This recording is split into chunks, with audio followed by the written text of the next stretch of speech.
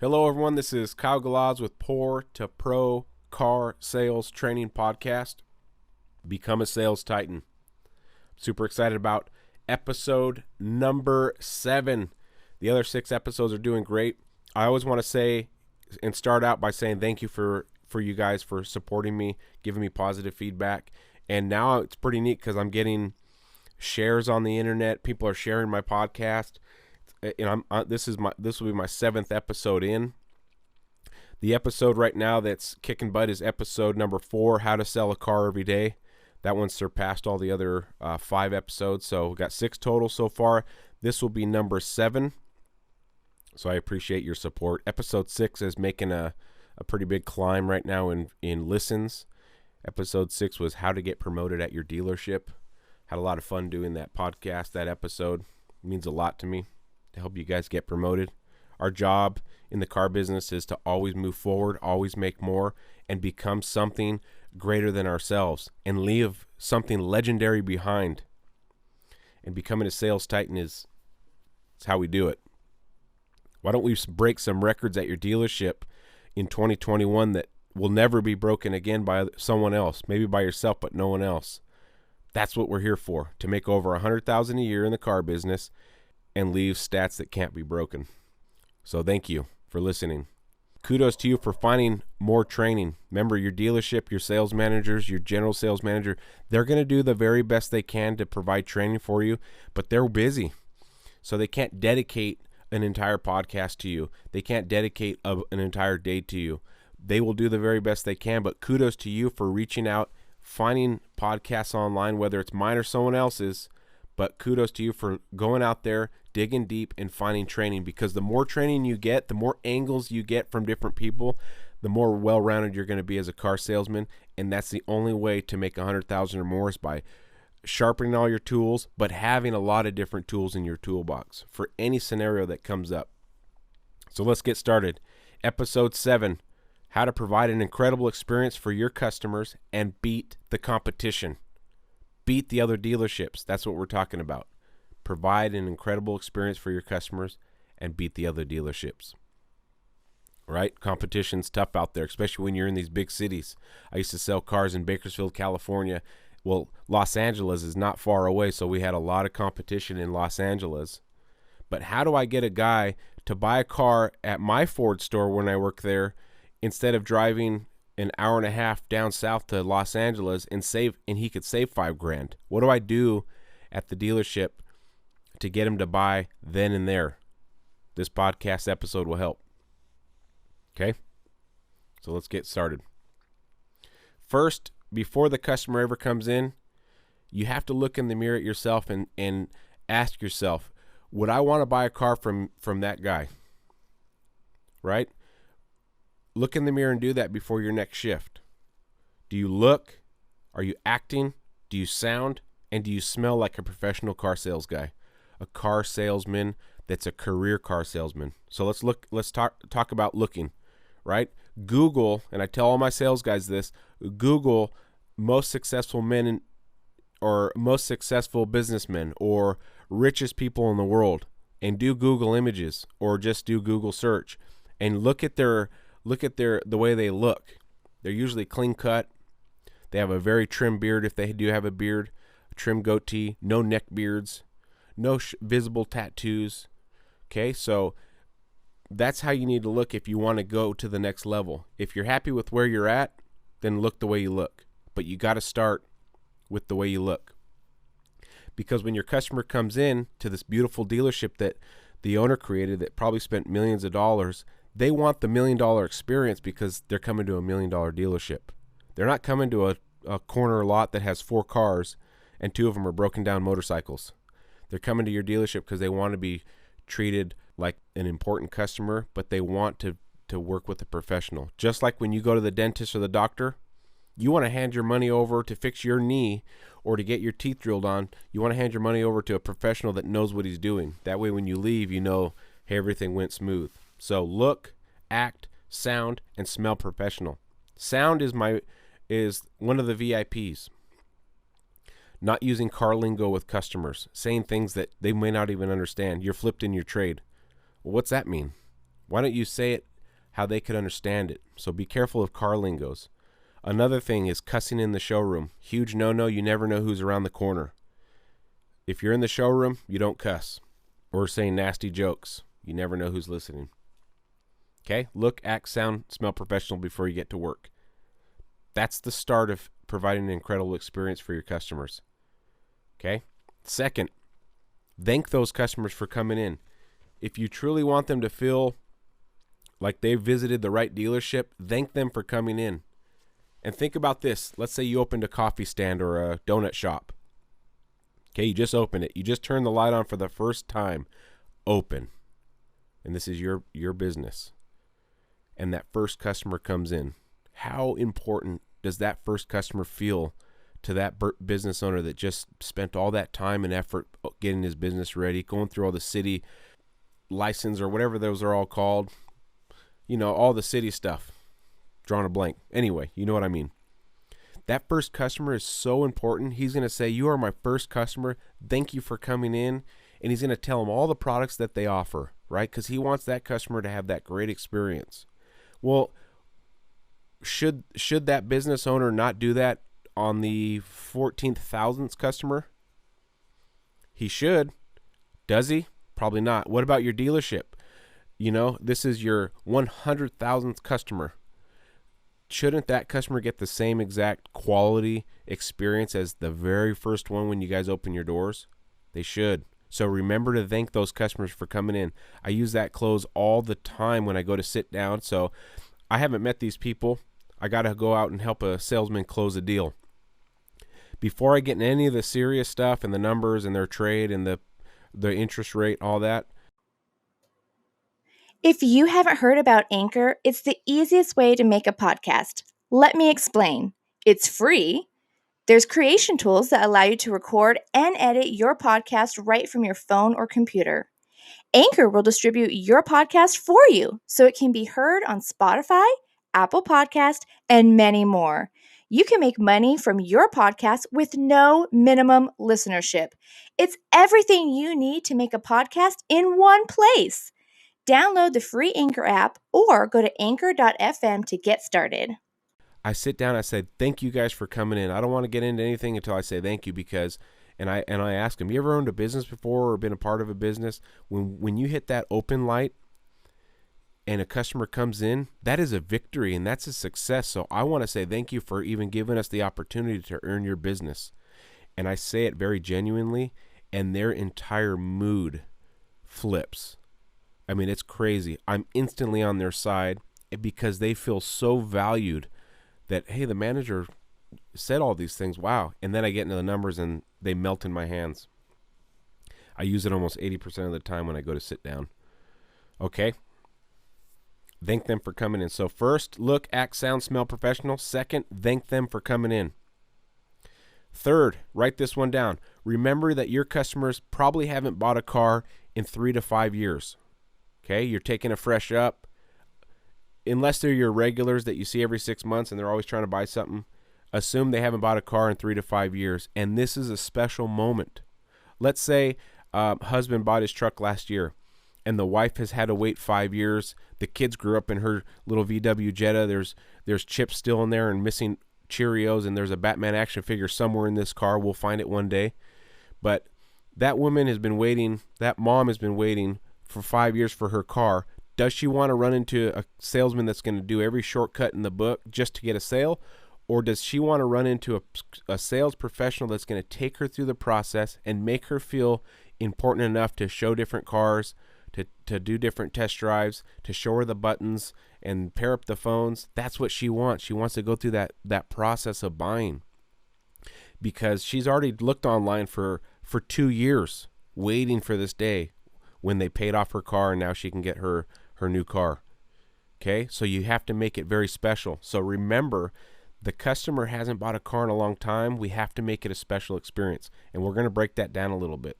Now, for me and you, we sell cars every day. The dealership sells thousands of cars a year.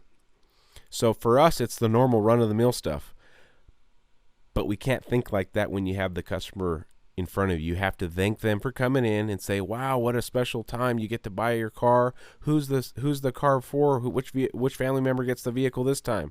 Oh, it's for the wife. Yeah, I got my truck last year, but she's been waiting for this year to buy her new SUV. Oh, perfect. Kids are getting bigger. Wow. Can't wait to show you some. We got all these vehicles in stock. I'd love to show you different ones. That way we can pick out the exact one and make sure it's the right one. If a salesman tells me that and I'm shopping for a couch, that's awesome. Yeah, that sounds great. I like to sit on a few and just see the different materials. Yeah, not a problem. I'm going to show you all the new materials out. I'm going to show you all the different couch options, the different thises and that's and buttons, and you can recline this. I want to see all that because I haven't bought a couch in 7 years. Same thing with your customers when they're buying a car. Okay? Car shopping is not, come on in, let's look at my computer and find something in stock and I'll pull it up. That's not car shopping. They've already done that at their house. They've been on the website for 2 years. They don't want to go sit down at your desk and look through your inventory on the computer. They've done it. They're here because they want to see a vehicle. The computer is the last resort. Remember that. Lot first, computer last. So when they come in, hopefully you've already upped them on the lot and you didn't let them get all the way into the showroom. And you're doing a proper meet and greet and you're doing all that good stuff, building rapport. And now it's time to take them on the lot and look at different vehicles in different colors. Yeah, it's tough sometimes because they want to look at 30 different cars. But you always assume that customer left that other dealership because the other sales guy didn't do that. The customer didn't feel valued. The customer didn't get to pick out a different color to look at. How many times have you heard, yeah, the salesman just wanted to show us that one. He kept trying to sell us that one. I've heard it a million times. It's because that salesman doesn't want to put in the extra effort to earn that customer's business, and that customer left. All he had to do was the right steps, and that customer probably would have bought from him. So that's why they're at your dealership now. They're going to give you the opportunity, and you need to make them feel like $1 million because they're coming to $1 million dealership. Okay? Part of the shopping process is, yes, looking at colors, looking at different models, but also is sitting people in them, backing the cars out, opening all the doors, opening the trunk, opening the hood, letting them pair up their phones, letting them really try to find what they're looking for, but you still maintain control of the sale. You're never going to lose control of that sale. So remember, you're the director. So something that you have to do to give that incredible experience is a killer walk around. Okay? So you've done everything right so far. You got to do a killer walk around. Now I got a whole other podcast I got to do, or an episode for the perfect walk around. But if you know anything about walk arounds, you just got to do a good one. Okay? You got to show all the features. You got to go through all the features, actions, and benefits. Remember what that is? The feature is it's 4-wheel drive. The action that all 4 wheels get power. What's the benefit? Better traction for off-road. So you got to go through those feature, action, benefits. A lot of salesmen out there don't do that. They just say the feature. Oh, it's got cruise, an adaptive cruise. Oh, well, that's cool. And they're like, what's that mean? Okay. So feature, action, benefit. So a killer walk around is very important to provide that incredible experience for your customer. What about a test drive? You got to do a killer test drive. And I don't mean, hey, let's just go around the block and see if you like it. Okay? I didn't start selling a bunch of cars until I started doing better walkarounds and better test drives. Test drives is very important because the customer gets to experience a truck or a car that he's never driven before. Okay? And there's a fine line in test drives. You don't want to yap the whole time, but you don't want to be a dead body in that car. You still want to provide some help. So what I would do if there was a husband and wife involved, I would say, you guys sit up front. I'm going to show you all the features before we take off. I'll be in the back. And if you have any questions, let me know. If you need to know something, let me know. But I'm going to try to stay quiet back here just so you guys can experience it like you guys bought it and you're driving off. Most of the time they'd start asking questions. And so are you from here? And we'd have a great conversation pretty much the whole drive. But I'm giving them the opportunity and the control at that moment to say, okay, we just want to drive it. We don't really want to talk, especially if it's a used vehicle. So give them the option to talk or not on the test drive. fine line there because you don't want to overtalk or undertalk. Now, a killer test drive also includes, if it's a four-wheel drive, is finding a spot to test out the four-wheel drive. Maybe going off-road a little bit, even if it's just a dirt road, to show how features work on and off the road. If it's a sports car, find a designated area that you can take some windy road, within the law, of course, but you want the customer to experience the test drive because he didn't get that at the other dealership. Remember, we're here to beat the competition. We're not the same sales guys down the street. If you want to beat the competition, then you got to do things the competition is not. And one of them is killer test drives, right? Take them to a certain place. Have them look at the vehicle, walk outside the vehicle, take it to a beautiful spot in your town and look at the vehicle there. Imagine camping with this and you're hiking back to your truck and you're looking on the hill and be like, that's my truck right there. Wow, that's your truck. You got to plant these seeds of outside of the dealership. Look at the car outside of the dealership. Test drive on different roads. Okay? That's how you beat the competition. Better test drive, better walk around, thanking for the customer for coming in, looking like a professional, and letting them shop, not on your computer, on the lot. I want to use an example of how important it is in the buying process to give that exceptional experience, the incredible experience. How important it is, okay? Here's the example. You're at your house, it's your day off, and you get a ring at the doorbell. You're like, oh man, who the heck's, I don't got anybody coming over. Who is this? You open the door, it's a little Girl Scout with a box of cookies. Does that little girl have to do her little spiel? Yes. She has to. It's just, they can't just stand there with their mouth shut. They got to go through the, hey, I'm a Girl Scout, da-da-da-da-da. And then at the end of her little sales process, she has to ask for the sale. Would you like to buy some cookies? But at what point of that process that she's talking, do you already know you're buying the cookies? For me, it's as soon as I see her with a box. But most people, halfway through it, she's doing her little thing, they're falling in love with this little kid, and they're like, oh my gosh, she's going to take every dollar in my wallet. It's because it's not the cookie. I mean, yeah, there's some great cookies, but wouldn't you agree that it's because of that little kid at your door? That little Girl Scout, and her mom's on the sidewalk watching her, smiling. She's so proud of her little girl, brave enough to go to some stranger's house and try to sell cookies. But at what point of that sales pitch do you already know you're buying cookies from her? It's not at the end when she asks for the sale. You're already done. Now you're figuring out, okay, how much cash can I let go and not look like a giant pig and leave some for the neighbors? They clean me out every time they come in before they ask for the sale. Well, guess what? It's the same thing as for you.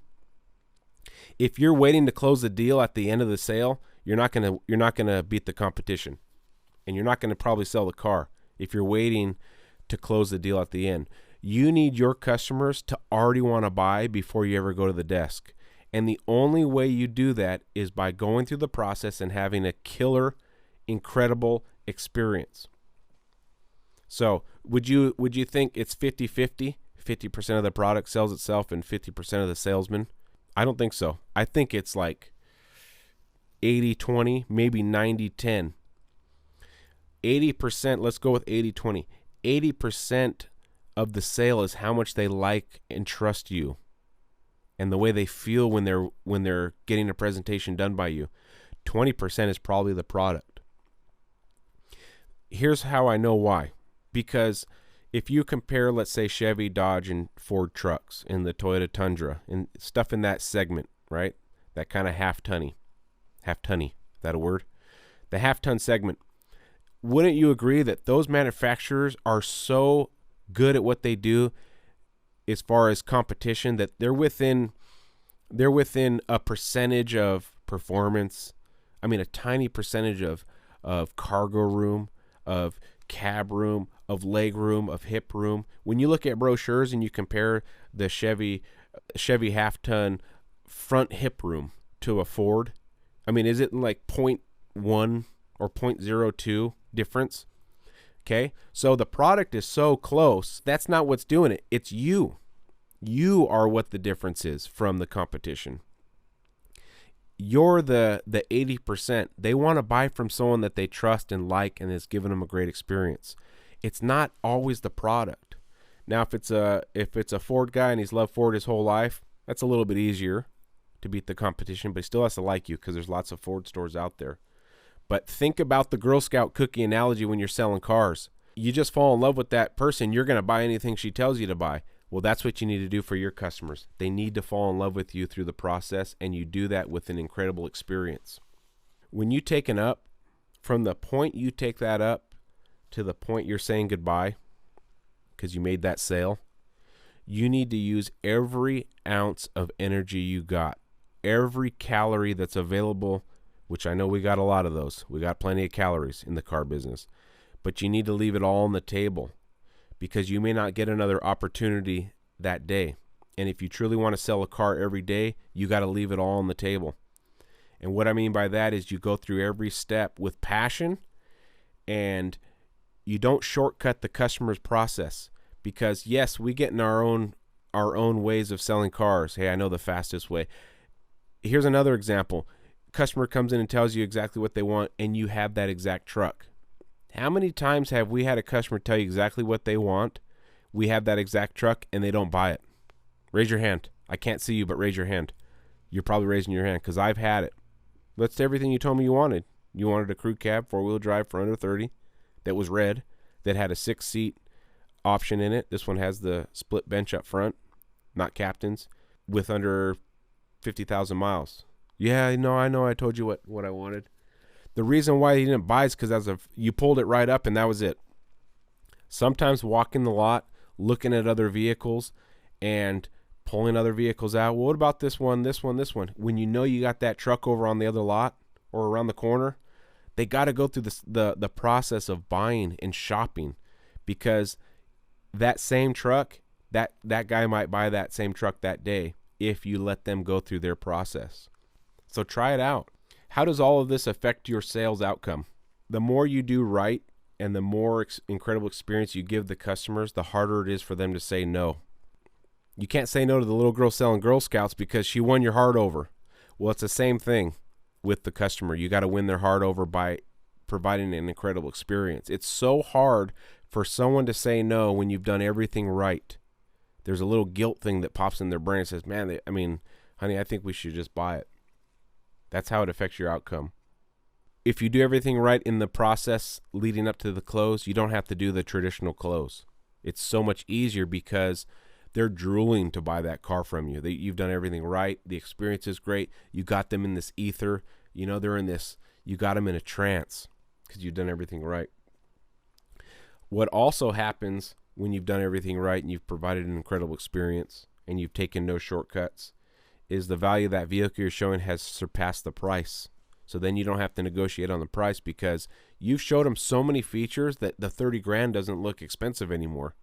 30 grand for a half ton? That's overpriced. Oh, okay. Well, let me show you why it's priced this way and we'll go from there. Okay. And you go through all the stuff. You show them all the stuff off road. You take them on these drives. You do all this stuff and now the 30 grand doesn't seem so bad. Well, if you get my payment around $550, $600, I'll take it. So if you truly want to be the very best and make over 100K a year, you have to act like a professional, sound like a professional, look like a professional, smell like one. You need to thank the customer for coming in. You have to remember that they haven't bought a car in 3 to 5 years. You need to let them go through the shopping process with you. Don't just pull up one car and say it's over and let them go. Let them look at other vehicles. You may come back to the first one you started at, but they're ruling things out and not saying, well, we're going to go look around. Well, they want to look around because they didn't get to see enough at your dealership. So show them more than just one vehicle and let them choose which one they go back to. When you finally do land them on a vehicle, let them experience the vehicle. Pair up their phone, push the buttons, tell them all the stuff that's going on inside the vehicle and the technologies. Okay? Do a killer walk around. Remember, the dealership they just left didn't do that. They didn't do a killer walk around. They didn't tell the customer all the class exclusive items and why this vehicle is better than the competition's. and where does it beat it at? You got to know your stuff too, okay? You got to know your stuff. Killer walk around, killer test drive. If you do all those things right, the value of the vehicle surpasses the price of it. You got yourself a car deal, okay? If you guys have any questions, you can contact me, poor2pro@gmail.com. I'll spell it out, poortopro@gmail.com, Poor2Pro. Appreciate you guys listening in. I hope some of this stuff helps. Cannot wait to see you in the next podcast. Go out there, make some sales, become a sales titan, make over 100,000 a year. Kyle Galaz signing off. Thank you.